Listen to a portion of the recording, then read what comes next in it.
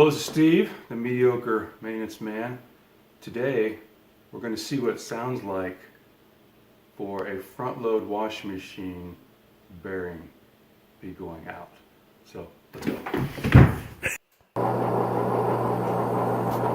got kind of a growl going on.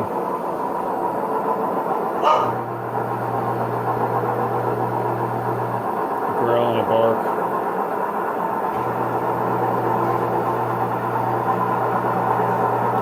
There you go. It's gonna get louder.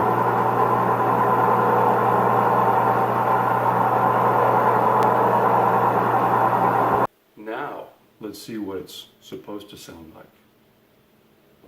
It's alive.